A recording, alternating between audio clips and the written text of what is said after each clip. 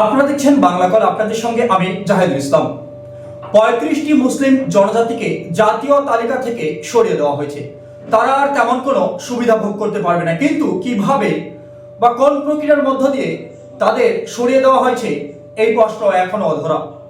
আপনারা সকলে জানেন ভারতের প্রধানমন্ত্রী নরেন্দ্র মোদীর স্লোগান সবকা সাথ সবকা বিকাশ সবকা বিশ্বাস। তবে সেটা শুধু মুখের কথা, সেটা কার্যকারিতার ক্ষেত্রে মুসলিমদের সঙ্গে তিনি কখনোই নয়। মুসলিমদের সবসময় তিনি পিছিয়ে রেখেছেন।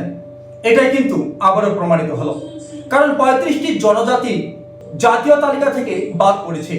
কেন বাদ পড়লো বা কেন বাদ দেওয়া হলো, এ বিষয়ে এখনো সদুত্তর খুঁজে পাওয়া যায়নি।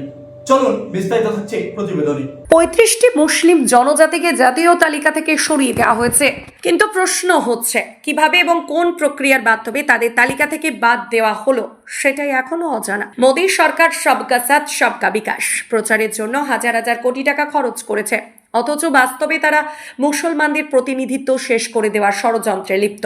ছাত্রছাত্রীদের শিক্ষা, চাকরি, সিভিল সার্ভিস, প্রশাসন প্রতিটি ক্ষেত্রে মুসলিমদের কণ্ঠরোধ করার চেষ্টা চলছে। এটার কিছুই নয়, বরং হিন্দু রাষ্ট্রের ধারণা চাপিয়ে দেওয়ার চক্রান্ত, যেখানে শুধুমাত্র উচ্চ বর্ণের হিন্দুরাই সমস্ত সুযোগ সুবিধা ভোগ করবে। এমন এক গুরুতর ইস্যুতে তথাকথিত সংখ্যালঘুদের ত্রাণকর্তা তৃণমূল কংগ্রেসও নীরব দর্শকের ভূমিকা পালন করছে। তারা উচ্চ আদালতে এই বিষয়ে এই বিষয়ে মামলা হেরেছে ঠিকই, কিন্তু এরপর তাদের দলীয় নেতাদের কাছ থেকে আমরা কেন্দ্রীয় সরকারের এই সিদ্ধান্তের বিরুদ্ধে কোনো শক্তিশালী আন্দোলন বা প্রতিরোধের প্রয়াস দেখিনি। আমি মনে করি এর বিরুদ্ধে শুধু মুসলিম নয়, সব ধর্মের পিছিয়ে পড়া জাতিদের আন্দোলনে নামা উচিত, কারণ আজ মুসলিমদের উপর হচ্ছে, কাল অন্যদের উপর হবে। এই নীরবতাকে ষড়যন্ত্রেরই অংশ।